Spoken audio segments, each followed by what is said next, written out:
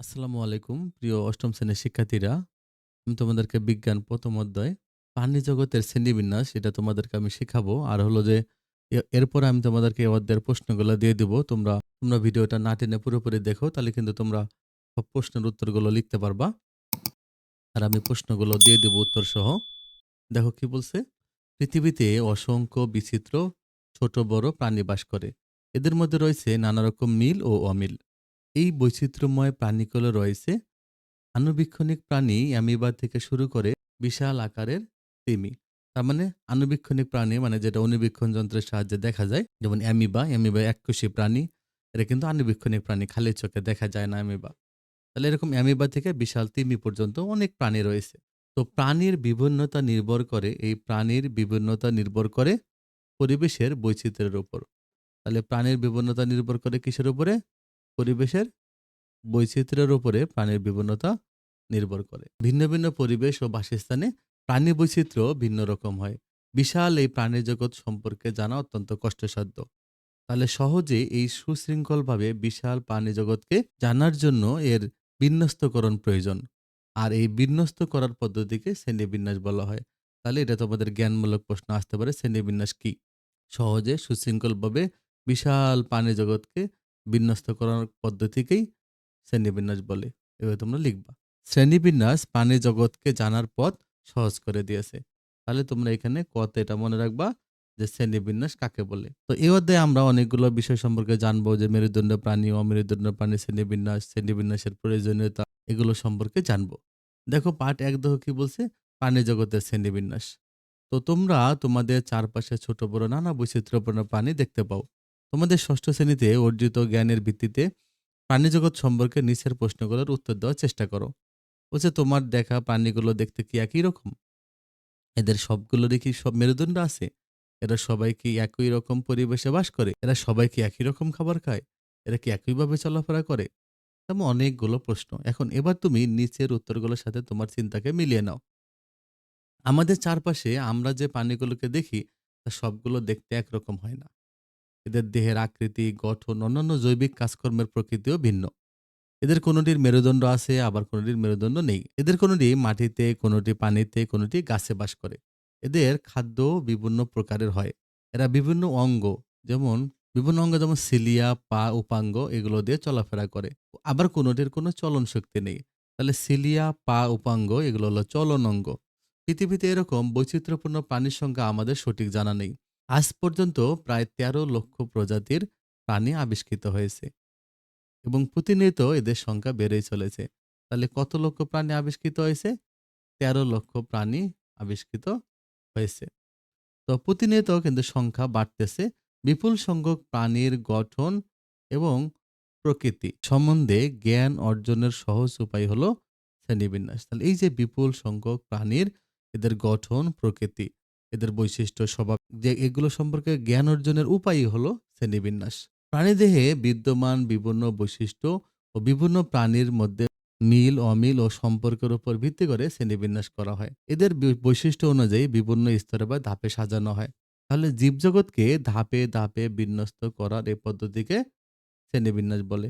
তো প্রয়োজনের তাগিদে বর্তমানে জীববিজ্ঞানের একটা স্বতন্ত্র শাখা হিসেবে গড়ে উঠেছে। এর নাম হলো শ্রেণীবিন্যাস বিদ্যা, ইংলিশে বলে ট্যাক্সোনমি। তাহলে এটা মনে রাখবা।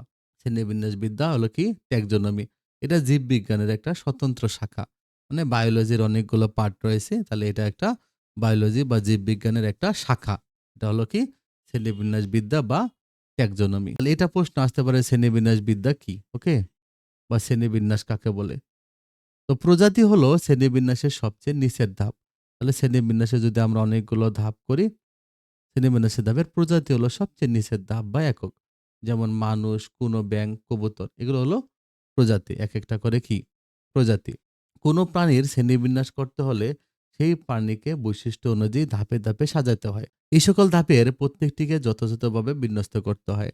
তো শ্রেণীবিন্যাসের ইতিহাসে এরিস্টটল, জন রে, ক্যারোলাস লিনিয়াসের নাম উল্লেখযোগ্য। তো প্রকৃতি বিজ্ঞানী ক্যারোলাস লিনিয়াসকে শ্রেণীবিন্যাসের জনক বলা হয়। তাহলে শ্রেণীবিন্যাসের জনককে ক্যারোলাস লিনিয়াস। তিনি সর্বপ্রথম প্রজাতির বৈশিষ্ট্য চিহ্নিত করেন এবং দ্বিপদ বা দুই অংশ বিশিষ্ট নামকরণ কথা প্রবর্তন করেন। একটি জীবের বৈজ্ঞানিক নাম ২টি অংশ বা ২ পদ বিশিষ্ট হয়। প্রথম অংশটির নাম হলো গণ।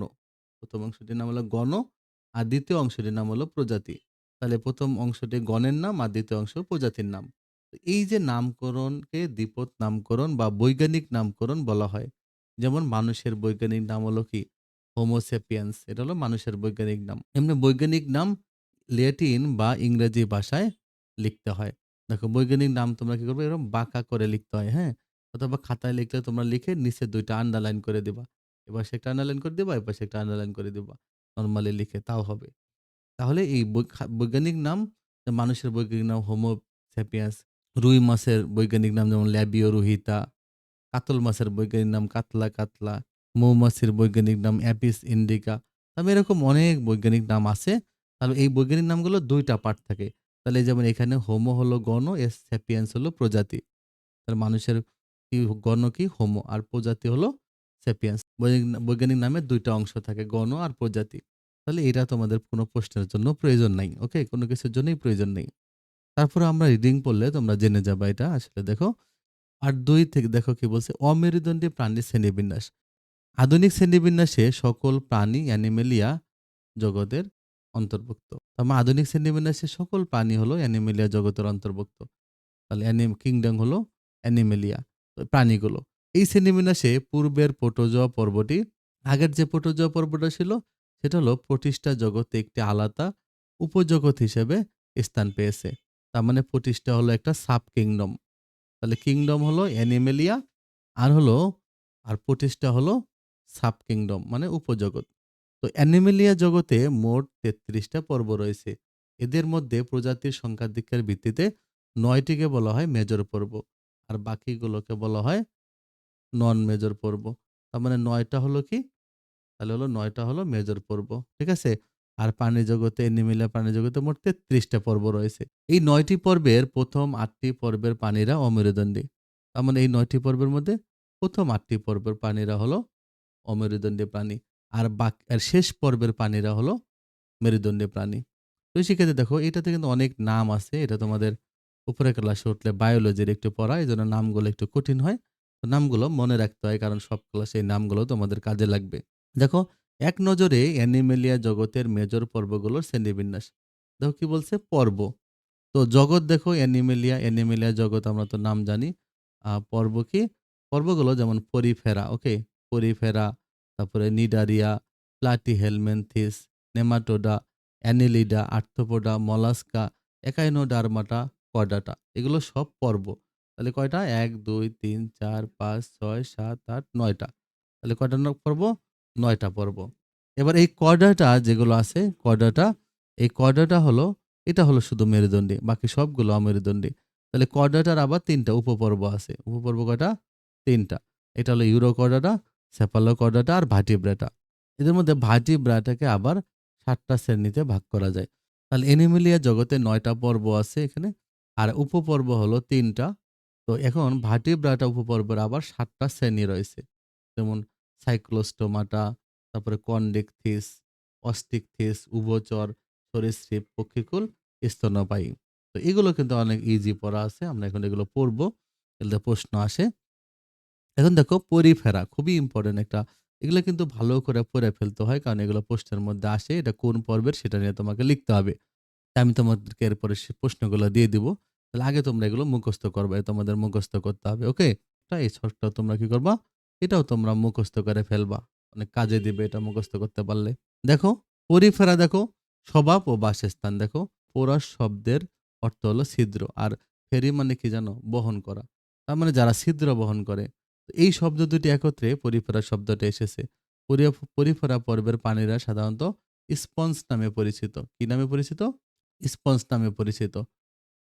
পরিফেরা পর্বের প্রাণীরা কি নামে পরিচিত? স্পঞ্জ নামে পরিচিত। তো পৃথিবীর সর্বত্রই এদের দেখতে পাওয়া যায়। এদের অধিকাংশ প্রজাতি সামুদ্রিক। তবে কিছু কিছু প্রাণী স্বাদু পানিতেও বাস করে। এরা সাধারণত দলবদ্ধ হয়ে বসবাস করে। তাহলে এরা দলবদ্ধ হয়ে বাস করে। এরা কিছু সামুদ্রিক আবার কিছু প্রাণী আবার স্বাদু ২ জায়গায় বাস করে। আর এদের স্পঞ্জ নামে পরিচিত। এদের মধ্যে অসংখ্য ছিদ্র থাকে শরীরে।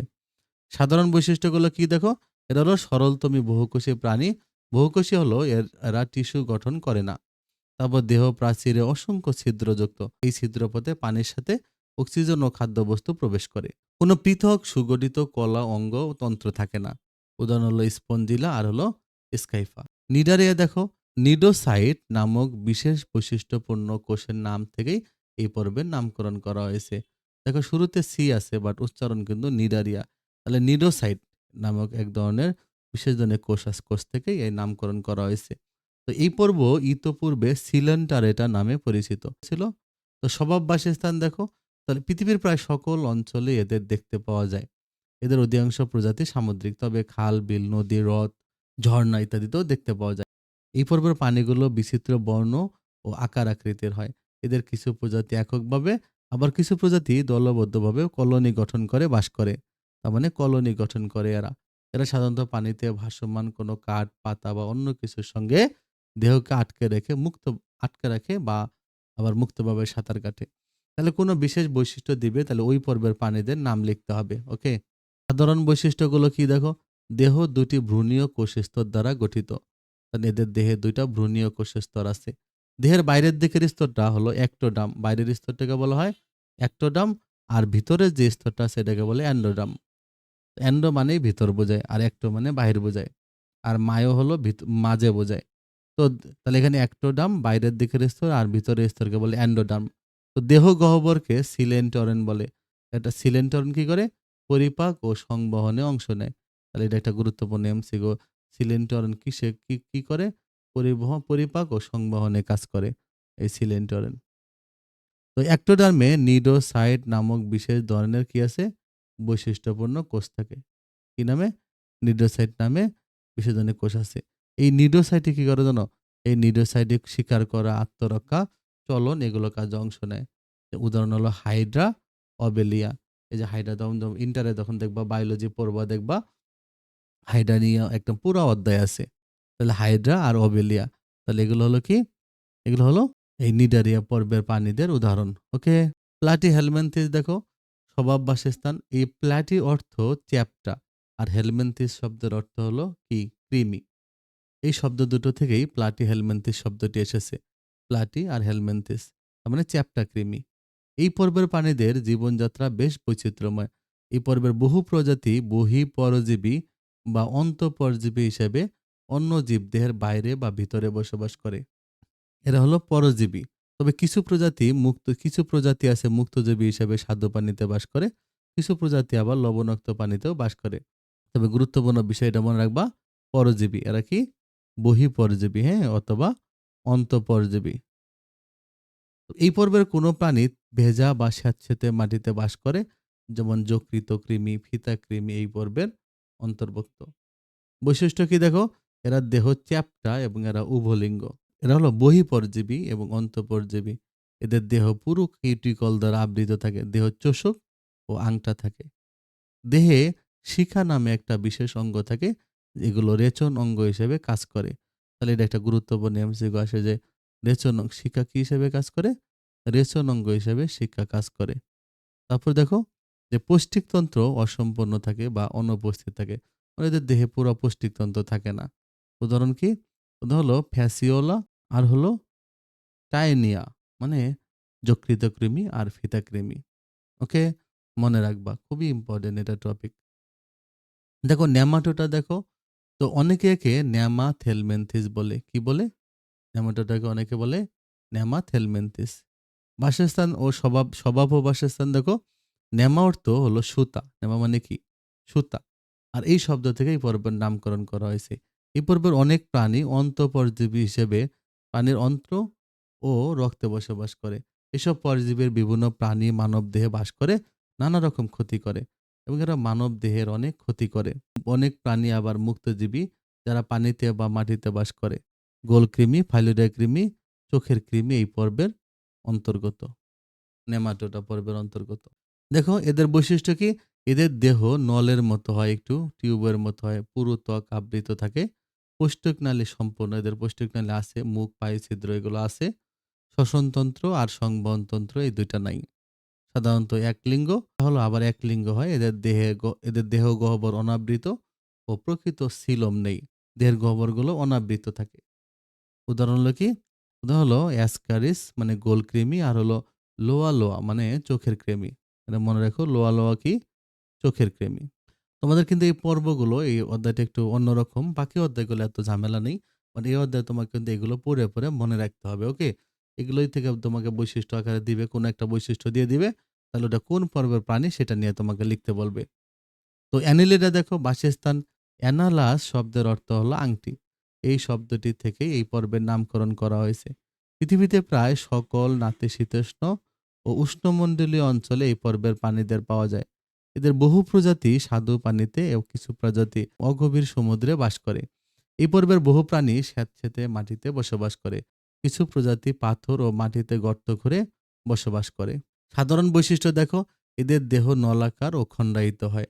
এদের নেফ্রিডিয়া নামক রেচনাঙ্গ থাকে। তাহলে কি নামে রেচনাঙ্গ থাকে? নেফ্রিডিয়া, এটা মনে রাখবা। তো প্রতিটি খণ্ডে ছিটা থাকে। প্রত্যেকটা খণ্ডে আবার ছিটা থাকে, মানে জোকে থাকে না। ছিটা চলাচলে সহায়তা করে। তো যেমন উদাহরণ হলো কেঁচো, জোক। ছিটা হলো একটু ভাঁজ, এগুলো চলতে সাহায্য করে। জোকের আবার এরকম থাকে না। তাহলে উদাহরণ হলো কি? কেঁচো আর হলো যোগ, এগুলো অ্যানিলিডা পর্বের প্রাণী। এবার আর্থ্রোপোডা দেখো, এটা অনেক আসে, এটা অনেক ইম্পর্টেন্ট। আর্থ্রোপোডা পর্বের প্রাণীটা সৃজনশীলে আসে। তো আর্থ্রোপোডা পর্ব দেখো, আর্থ্রো অর্থ সন্ধি, আর পোডোস অর্থ হলো পা। এই শব্দ দুটি থেকে এই পর্বের নামকরণ করা হয়েছে, মানে সন্ধিযুক্ত পা। এই পর্বটি প্রাণী জগতের সবচেয়ে বড় পর্ব, বৃহত্তম পর্ব। এরা পৃথিবীর প্রায় সর্বত্র সকল পরিবেশে বাস করতে পারে। এদের বহু প্রজাতি অন্তঃপরজীবী এবং বহিঃপরজীবী হিসেবে বসবাস করে। বহু প্রাণী স্থলে, স্বাদু পানিতে, সমুদ্রে বাস করে। এই পর্বের অনেক প্রজাতির প্রাণী আবার উঠতে পারে। বৈশিষ্ট্য কি? এদের মস্তক মানে মাথা, বক্ষ, বুক, উদর মানে পেট, এই তিনটি অংশের শরীর বিভক্ত এবং সন্ধিযুক্ত উপাঙ্গ বিদ্যমান। এদের সন্ধিযুক্ত উপাঙ্গ আছে। মাথায় একজোড়া পুঞ্জাক্ষী ও অ্যান্টেনা থাকে। এই যে মাথায় চোখের মতো যে দেখতে পাওয়া যায়, এটা হলো কি? এটা হলো পুঞ্জাক্ষী বা অ্যান্টেনা। নরম দেহ, কাইটিন সমৃদ্ধ শক্ত আবরণ থাকে। এদের নরম দেহ, কাইটিন সমৃদ্ধ শক্ত আবরণ থাকে। ম্যালপিজিয়ান নালিকা নামক রেচনাঙ্গ বিদ্যমান। তাহলে কি আছে? ম্যালপিজিয়ান নালিকা। এই ম্যালপিজিয়ান নালিকা নামে রেচনাঙ্গ আছে। দেহে রক্তপূর্ণ গহ্বর হিমোসিল নামে পরিচিত। উদাহরণ কি? উদাহরণ হলো প্রজাপতি, চিংড়ি, তারপরে আরশোলা, কাঁকড়া, এগুলো হলো আর্থ্রোপোডা পর্বের প্রাণী। মলাস্কা পর্ব দেখো, তো মলাস্কাস শব্দ থেকেই এই পর্বের নামকরণ করা হয়েছে, যার অর্থ হলো নরম। তো প্রাণী জগতের এই দ্বিতীয় বৃহত্তম পর্ব এটা। এই পর্বে প্রাণীদের গঠন, বাসস্থান, স্বভাব বৈচিত্র্যপূর্ণ। এরা পৃথিবীর প্রায় সকল পরিবেশে বাস করে। প্রায় সবাই সামুদ্রিক এবং সাগরের বিভিন্ন স্তরের বাস করে। কিছু কিছু প্রজাতি পাহাড়ি অঞ্চলে, বনে জঙ্গলে ও স্বাদু পানিতে বাস করে। সাধারণ বৈশিষ্ট্য দেখো, এদের দেহ নরম। নরম দেহটি সাধারণত শক্ত খোলস দ্বারা আবৃত থাকে। পেশিবহুল পা দিয়ে এরা চলাচল করে। ফুসফুস বা ফুলকার সাহায্যে শ্বসন কার্য চালায়। উদাহরণ হলো কি? শামুক, ঝিনুক, এগুলো। একাইনোডার্মাটা দেখো, একাইনোস শব্দের অর্থ কি জানো? একাইনোস মানে কাঁটা, আর ডার্মা মানে হলো ত্বক। এই শব্দ দুটি নিয়েই পর্বটির নামকরণ করা হয়েছে। এই পর্বে সকল প্রাণী সামুদ্রিক। পৃথিবীর সকল মহাসাগরে, সকল গভীরতায় এরা বাস করতে পারে। এরা স্থল বা মিঠা পানিতে বাস করতে পারে। এদের অধিকাংশ হলো, এরা হলো কি? মুক্তজীবী। সাধারণ বৈশিষ্ট্য কি দেখো, এদের দেহত্বক কাঁটাযুক্ত, দেহে কাঁটা থাকে। হ্যাঁ, এই যে দেখছো না এখানে কাঁটার মতো। এদের দেহ ৫টা সমান ভাগে বিভক্ত, মানে পঞ্চঅরীয় প্রতিসম বলে। দেখো ১, ২, ৩, ৪, ৫টা পার্টি আছে। দেখো ৫টা পার্ট আছে এখানে। তাহলে এরা হলো কি? এরা হলো পঞ্চঅরীয় প্রতিসম। পানি সংবহন তন্ত্র থাকে এবং নালীপদের সাহায্যে চলাচল করে। পূর্ণাঙ্গ প্রাণীতে অঙ্কীয় এবং পৃষ্ঠদেশ নির্ণয় করা যায়, কিন্তু মাথা চিহ্নিত করা যায় না। মানে অঙ্কীয় হলো পেটের সাইডটা আর কি, আর পৃষ্ঠদেশ হলো পিছনের সাইডটা। তো এই দুইটা চিহ্নিত করা যায়, কিন্তু মাথা কোনটা এটা বলা যায় না। উদাহরণ হলো তারা মাছ আর হলো সমুদ্র শসা। তারা মাছ আর সমুদ্র শসা। তোমরা অনেকে সমুদ্র শসা দেখেছো, সাগরের মধ্যে দেখতে পাওয়া যায়। কৃষিকে দেখো, আমরা পার্ট ৬ থেকে ৮ শিখবো। দেখো এখন মেরুদণ্ড প্রাণী শ্রেণীবিন্যাস। তো পর্ব দেখো, এটা ৯ নম্বর পর্ব। যেমন কর্ডাটা, কর্ডাটা পর্ব। স্বভাব বাসস্থান দেখো, কর্ডাটা শব্দটি এসেছে কর্ডা, যার অর্থ রজ্জু বা নালী। এরা পৃথিবীর সকল পরিবেশে বাস করতে পারে। এরা সকল পরিবেশে বাস করে। এদের বহু প্রজাতি ডাঙ্গায় বাস করে। জলচর কর্ডাটাদের মধ্যে বহু প্রজাতি স্বাদু পানিতে অথবা সমুদ্রে বাস করে। বহু প্রজাতি বৃক্ষবাসী, মরুবাসী, মেরুবাসী, গুহাবাসী, কেউ হলো আকাশে চড়ে বেড়ায়, খেচর। তো কর্ডোডা পর্বের বহু প্রাণী বহিঃপরজীবী হিসেবে অন্য প্রাণীর দেহে সংলগ্ন হয়ে জীবনযাপন করে। তো সাধারণ বৈশিষ্ট্য কি? এই পর্বের প্রাণীরা সারা জীবন অথবা ভ্রূণীয় অবস্থায় পৃষ্ঠদেশ বরাবর নটোকর্ড থাকে। আর নটোকর্ড হলো একটি নরম ও নমনীয় দণ্ডায়িত দৃঢ় ও অখণ্ডায়িত অঙ্গ। তার মানে এই পর্বের প্রাণীদের সারা জীবন বা ভ্রূণ অবস্থায় পৃষ্ঠদেশে কি থাকে? নটোকর্ড থাকে। আর নটোকর্ড হলো একটা নরম নমনীয় দণ্ডাকার দৃঢ় অখণ্ডায়িত অঙ্গ, যেটা পরে মেরুদণ্ড হয়ে যায়। তো পৃষ্ঠদেশে একক ফাঁপা স্নায়ুরজ্জু থাকে। পৃষ্ঠদেশে একক ফাঁপা স্নায়ুরজ্জু থাকে। সারা জীবনচক্রের কোনো একটা পর্যায়ে পার্শ্বীয় গলবিলীয় ফুলকা ছিদ্র থাকে। মানে ছোটবেলায় ফুলকা দেখা যায়, পরে বড় হলে আর থাকে না। যেমন মানুষ, কুনো ব্যাঙ, রুই মাছ এগুলো। কর্ডেটা পর্বকে ৩ টা উপবর্গে ভাগ করা যায়। কয়টা উপপর্বে ভাগ করা যায় কর্ডেটাকে? ৩ টা উপবর্গে ভাগ করা যায়। একটা হলো ইউরোকর্ডাটা। বৈশিষ্ট্য কি দেখো? প্রাথমিক অবস্থায় ফুলকা রন্ধ্র, পৃষ্ঠীয় ফাঁপা স্নায়ুরজ্জু থাকে। শুধু লার্ভা দশায় এদের লেজে নটোকর্ড থাকে। যেমন হলো অ্যাসিডিয়া। সেফালোকডটা দেখো, সাধারণ বৈশিষ্ট্যগুলো কি? যে এগুলো কিন্তু খালি এমসিকিউতে আসতে পারে, ক, খ তে আসতে পারে। তোমার পইড়া ফেলতে হবে দাগানোগুলো। সারা জীবনেই এদের দেহে নটোকর্ড দেখা যায়। এরা হলো সেফালোকডটা। এরা দেখতে অনেকটা মাছের মতো। যে ব্রাঙ্কিওস্টোমা। ভার্টিব্রেটা দেখো, এই উপপর্বের প্রাণীরা মেরুদণ্ড হিসেবে পরিচিত। তাহলে ভার্টিব্রাটা প্রাণীরাই কি হলো? মেরুদণ্ড প্রাণী হিসেবে পরিচিত। গঠন ও বৈশিষ্ট্যের ভিত্তিতে মেরুদণ্ড প্রাণীদের ৭ টা ভাগে ভাগ করা যায়। তাহলে গঠন বৈশিষ্ট্য অনুযায়ী মেরুদণ্ড প্রাণীকে কয় ভাগে ভাগ করা যায়? ৭ ভাগে ভাগ করা যায়। যেমন কি সাইক্লোস্টোমাটা। সাইক্লোস্টোমাটা কি? এদের সাধারণ বৈশিষ্ট্যগুলো কি? এদের লম্বা, লম্বা দেহ হয়, মুখ ছিদ্র গোলাকার হয় এবং চোয়াল থাকে না এখানে মুখের মধ্যে দেখো, চোয়াল থাকে না। এদের দেহে আইস বা যুগ্ম পাখনা অনুপস্থিত, জোড়া পাখনাও থাকে না। ফুলকা ছিদ্রের সাহায্যে শ্বাস নেয়। যেমন হলো পেট্রোমাইজন। কি বলতো? পেট্রোমাইজন। তারপর দেখো কন্ড্রিকথিস। সাধারণ বৈশিষ্ট্যগুলো দেখো, এই পর্বের সকল প্রাণী সমুদ্রে বাস করে। এরা সবাই সমুদ্রে বাস করে। এদের কঙ্কাল তরুণাস্থিময়। মানে তরুণাস্থি মানে নরম হাড্ডি যেগুলো বলা হয় তরুণাস্থি। মুখ ছিদ্র দেহের অঙ্কীয় দেশে অবস্থিত। মুখ হলো নিচের দিকটাতে অবস্থিত। দেহ প্লাকেট আঁশ দ্বারা আবৃত। মাথায় থাকে দুই পাশে ৫-৭ জোড়া ফুলকা ছিদ্র। কানকো থাকে না। তবে কি থাকে না? এই কানকো থাকে না। লেজের ২ টি অংশ ভিন্ন আকৃতির, অর্থাৎ লেজের ২ টা অংশ হয় হেটারোসার্কাল। এই যে দেখো, এই যে ভিন্ন ২ টা পার্ট ভিন্ন দেখা যাচ্ছে। এরকম স্টাইল হলে এটাকে বলে কি? হেটারোসার্কাল। যেমন হাঙ্গর, করাত মাছ, হাতুড়ি মাছ। অস্ট্রিকথিস দেখো, তো অধিকাংশ বৈশিষ্ট্যগুলো কি দেখো? অধিকাংশ স্বাদু পানির মাছগুলো অস্ট্রিকথিস নামে পরিচিত। যেমন মুখ ছিদ্রা দেহের সম্মুখ প্রান্তে থাকে। যেমন ইলিশ মাছ দেখছো না? এটা। দেহে সাইক্লয়েড, গ্যানেট বা টিনয়েড আঁশ দ্বারা আবৃত থাকে।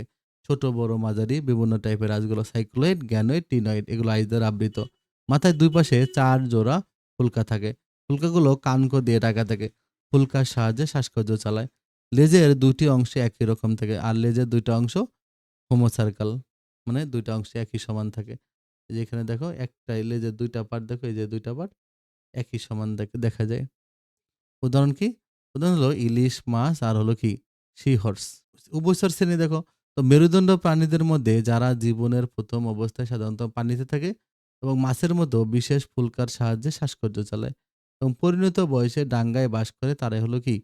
উভচর। সাধারণ বৈশিষ্ট্য দেখো, এদের ত্বকগুলো আইশবিহীন থাকে। ত্বক নরম, পাতলা, ভেজা, গ্রন্থিযুক্ত।